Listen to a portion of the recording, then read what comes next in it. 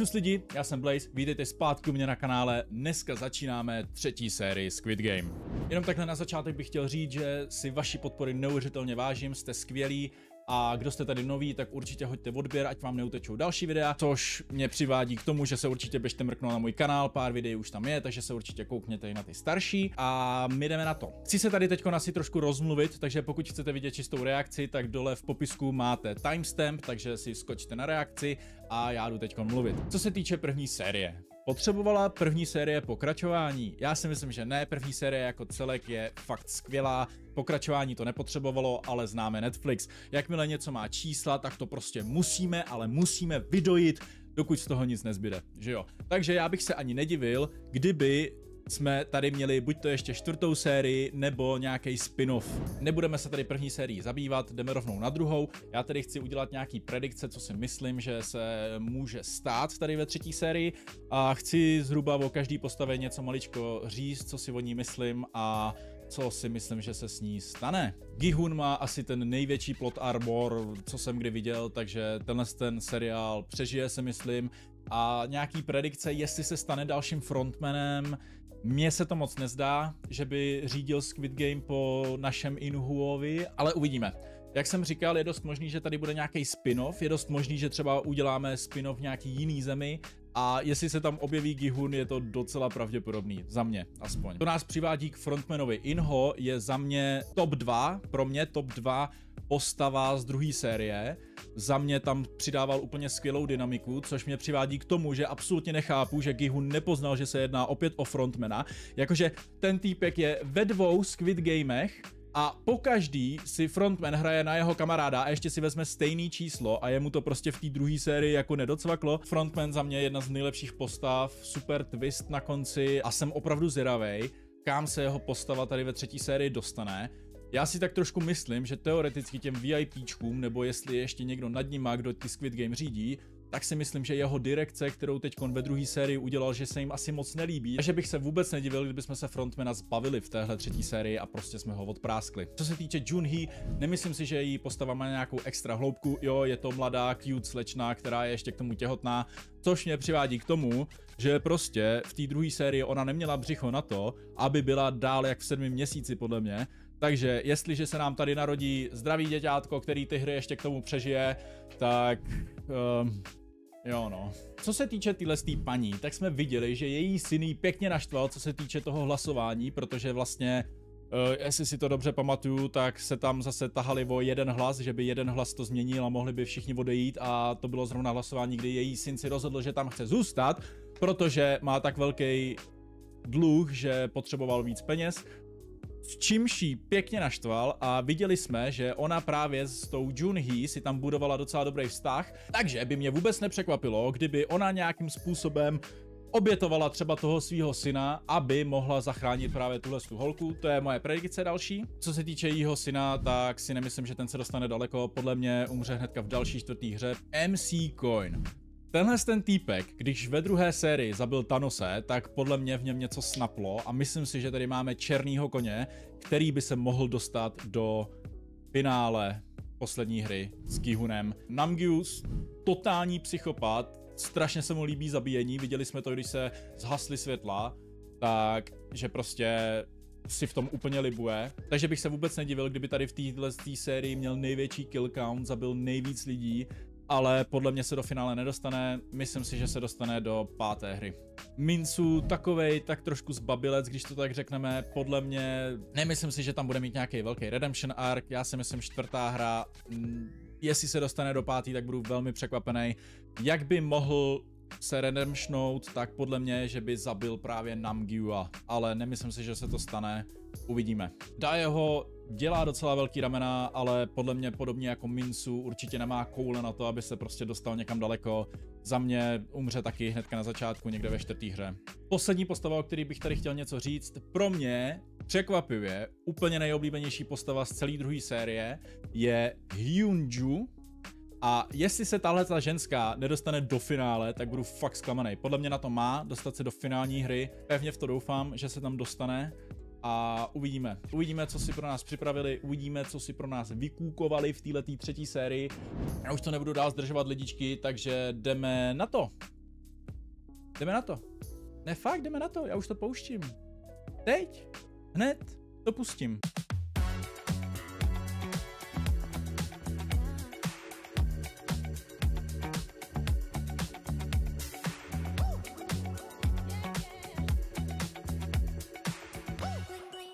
Jestli se nepletu, tak ten týpek přežil, protože vlastně ta holka z toho parku ho zachránila, že?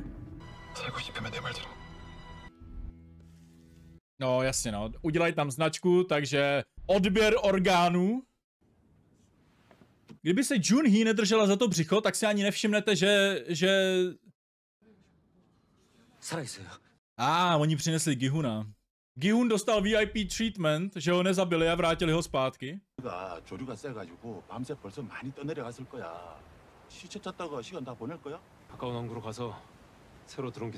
No dobrý no. Takže tady se zase vrátíme do přístavu a nikam se neposuneme, nic nenajdeme. Jako to bych se ani nedivil, kdyby ostatní lidi tím nasrali ještě víc. Že vlastně všichni ostatní při té spouře umřeli, co byli venku. A on jako jediný byl vlastně vrácen v rakvi. Jo, no jasně, všichni ostatní už na něj koukají, mluví si o něm. Vůbec bych se nedivil, kdyby to tady něco ještě jako vznítilo mezi nima. Ta měla vlastně štěstí, že se vrátila pro toho sraba a díky tomu přežila, protože oni jim dali ultimátum, že kdo se nevrátí sem do té noclehárny, takže je zabijou. A kdo se tam vrátí, takže má šanci přežít, takže ona měla docela štěstí. Většina lidí, co šla s Gi-hunem do spoury, tak hlasovali, aby šli ven, takže tenhle hlasování nemá skoro ani cenu dělat. Gi-hun má Survivor Guild už vlastně z první série a teďko měl chcípnout a znova ho nechali přežít. Takže jako tomu to bude neskutečně jebat v hlavě, ne? Že by mu volal nějaký šéfik? Všechny je zabij. Easy. Easy, kámo. I toho detektiva, i svýho bráchu necháš zabít, jo? Počkej, a jako jak tam má jít hlasovat, když je připoutaný k posteli? Tohle je prostě jenom zbytečné tahování, to je prostě jasný, že tady zůstaneme, že jo? Jako zvlášť, když jako minimálně tak polovina těch lidí, co hlasovala, aby se přestalo, tak chcípla při té vzpouře. Ty se rado, jako kdyby si mysleli, že ty modrý mají nějakou šanci teda. Teda pardon, ty červený.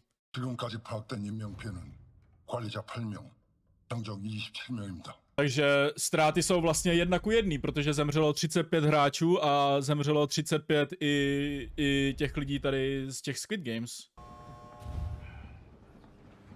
Wow. Docela mě překvapilo, že MC Coin hlasoval proti.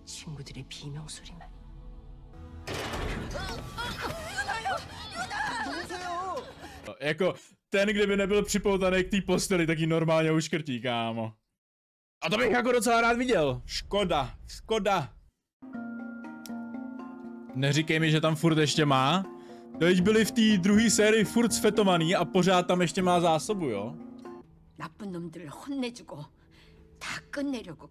No, o to se snažil, ale co si budem, ten plán od začátku byl strašně špatný a nikdy to nemohlo být, jako. Já nevidím, jak Gi-hun může v tomhletom stavu odehrát ještě 3 hry a přežít to, jako.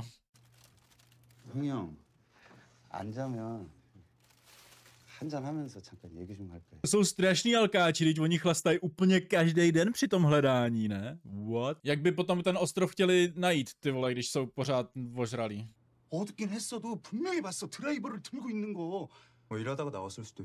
Na něčem pracoval, no ne asi, prostě vám rozbíjel drony a byla to ještě k tomu vražedná zbraň.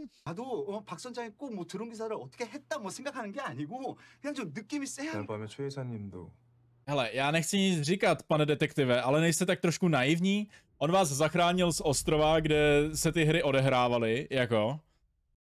Kdybyste v té vodě byl nějak dlouho, tak se utopíte a prostě zemřete, takže vás musel zachránit skoro okamžitě, jako. A hledá to s ním už tak dlouhou dobu a doteď to nenašel, jako a ani trošku ho nepodezříváte?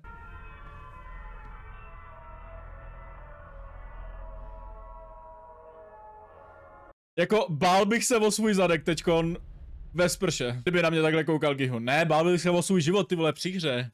Když tak při každé hře se asi bojíte o svůj život, že? To je docela blbá myšlenka. Jo, ale Gi-hun je na něj fakt zaměřený, do prčic. On si prostě myslí, že to je celý jeho vina, což jako ono na druhou stranu jakoby tak trošku je. Jako stejnak by tam umřeli všichni.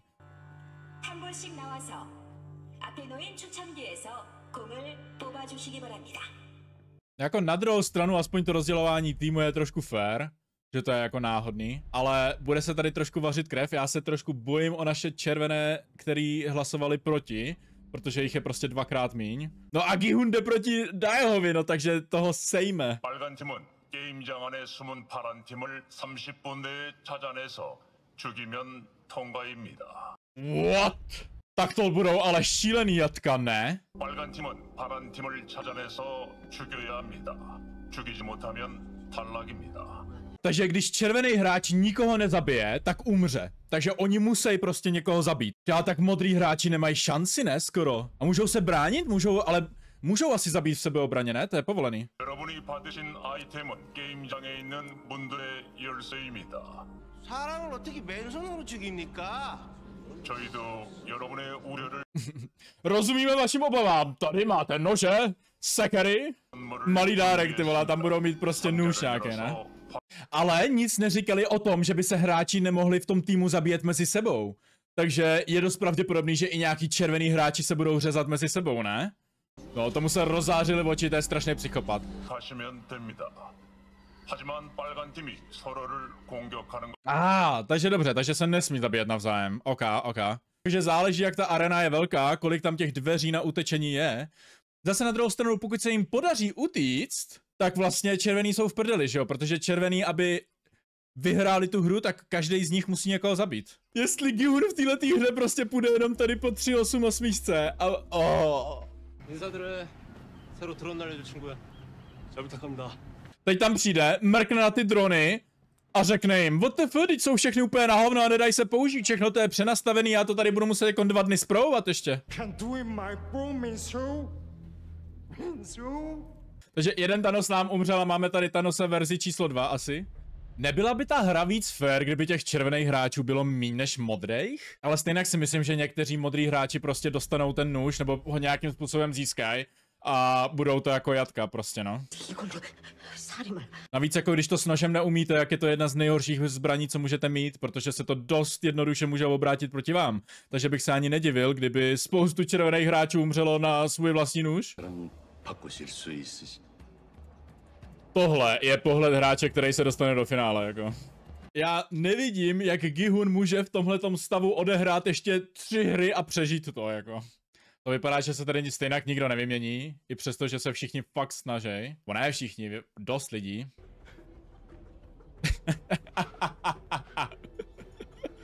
Ty vole, já na jeho místě bych byl tak posranej, kámo. Kdyby na mě Gi-hun byl takhle loklej celou dobu. Jdeš ho konfrontovat, jo? Jako, to má pravdu. Kdyby oni ty zbraně použili na to, aby postříleli všechny modrý hráče, kteří hlasovali pro to, aby tam zůstali, tak by další hlasování vyhráli v pohodě a odešli by tam odsaď. A ještě by měli víc peněz. Jako, nebudu lhát, asi bych byl radši prostě v červeném týmu. Asi určitě bych byl radši v červeném týmu. Jako je dost pravděpodobný, že po těch 3 hrách už bych stejně byl tak mentálně v hajzlu, že asi někoho zabít bych byl schopnej. Jo, můžu tohle vůbec říkat na YouTube?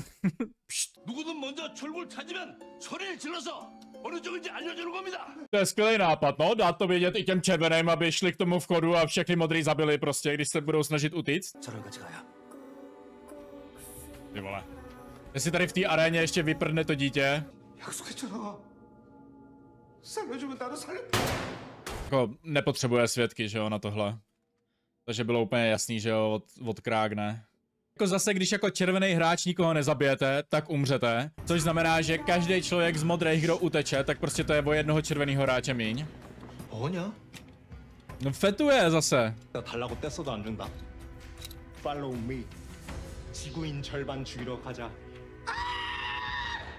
To je prostě low budget Thanos tohle. No jasně, že červený tým upujou taky. To by mě zajímalo, jestliže 3 červený budou prostě bodat jednoho modrýho, komu to zabití připíšou, jako.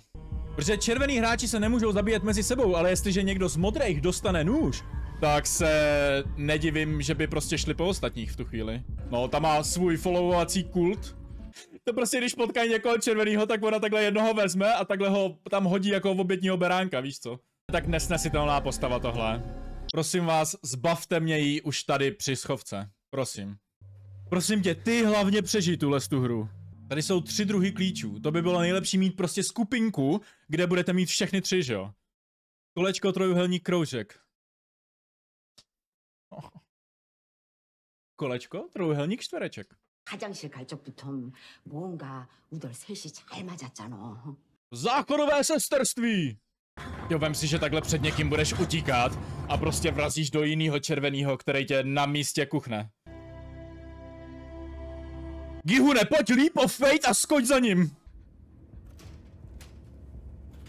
Ty vole!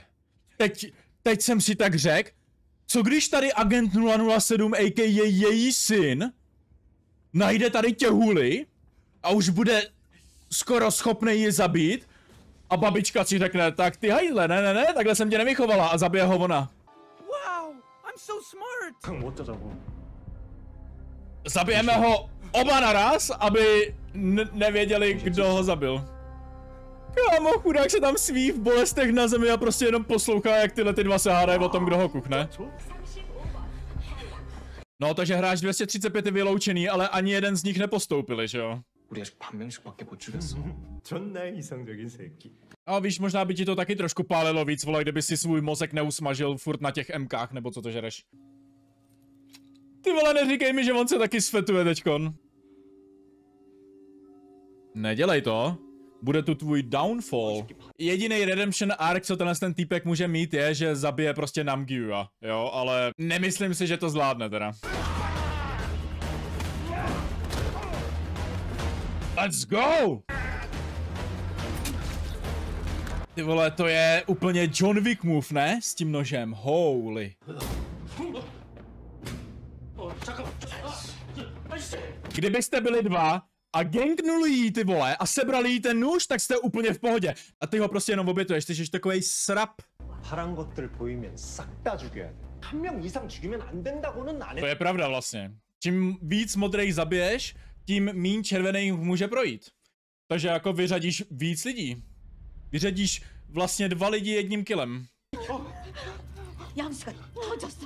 Jasně, to je úplně nejlepší čas začít rodit teďkon. Že tuhle skupinku ještě nikdo nenašel a nezlikvidoval, je teda nad mé lidské chápání. To jestli ona svým šamanským rituálem tady najde únik, ty kráso.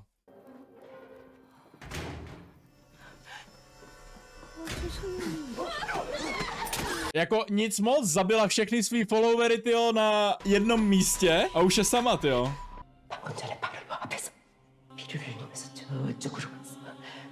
Běž po krvavé stopě, Gihune, a najdeš ho. Ještě mu řekni, že to je jeho osud a úplně to s tím spečetíš. A zbaví se špatný karmy, to víš, že jo. Vlastně 388 by mohla být jedna z prvních hlavních postav, co nám tady umře, protože ještě nikdo hlavní nám tady neumřel. To k tomu už přepíná, kámo, když ta už je dávno po smrti. Jako, jestli jsem se nějaký postavy chtěl zbavit, tak je to tahle, takže úplně fakt super, že tady teďkon totálním štěstím našla východ, to jsem fakt rád. Ale potřebuješ všechny 3 klíče na to. Karma tě dohnala, no, ty sviňo. Ty ale ty modrý to mají o tolik těžší, ne? Jako, oni ti dají jeden klíč a řeknou ti běž najít východ. A když ho najdeš, tak zjistíš, že jsou tam potřeba všechny 3. Takže vlastně ve chvíli, kdy ty nehraješ ve skupině, tak seš stejnak úplně v prdeli, jako.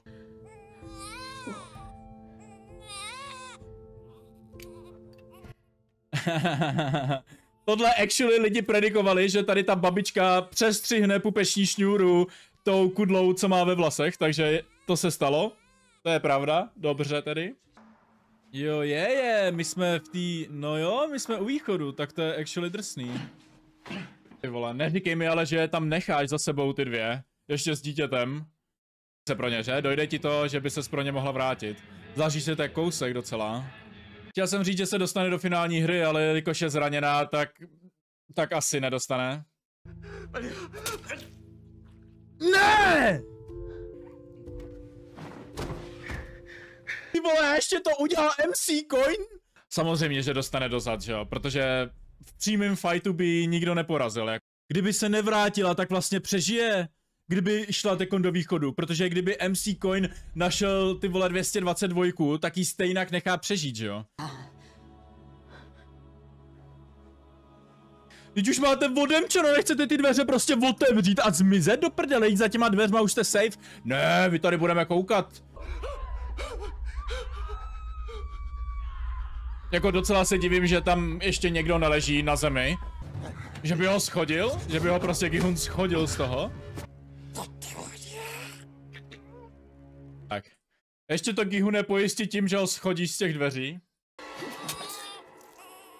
To je něco, co jsem tak trošku čekal, že se asi stane. Nic překvapivého. Ještě tou svou herpinou. No jasně, ona totiž žádnou zbraň neměla, že jo? Jak ti chutná pomsta, Gi-hune? Asi nic novýho, co? Asi se nic nezměnilo, ne? Běž si skočit z těch dveří, jestli jako to chceš skončit. Protože jako i kdybys prohrál hru, tak jako frontman tě nenechá umřít, si myslím. Tak jo, tohle byly první 2 díly 3. série Squid Game. Já to tady určitě nebudu dál prodlužovat, myslím si, že si o tom víc pokecáme, až celou sérii dokončíme. Každopádně asi se tady nestalo nic překvapivého. Jediný, co mě teda fakt naštvalo, je, že nám zabili Hyunju. Což prostě říkám, byla moje nejoblíbenější postava. Fakt jsem věřil, že se dostane až do finální hry. Každopádně MC Coiny nám tady chladnokrevně zabil. A vlastně, kdyby to nebyla tak čistá duše, že se vrátí pro Junhee s tou starou bábou, tak by vlastně přežila, protože byla v exitu, měla otevřeno. Už skoro šla do cíle, aby přežila a vrátila se pro ty 2. A zabil jí MC Coin, který když by stejnak do té místnosti přišel a viděl je tam, tak by je stejnak nechal žít.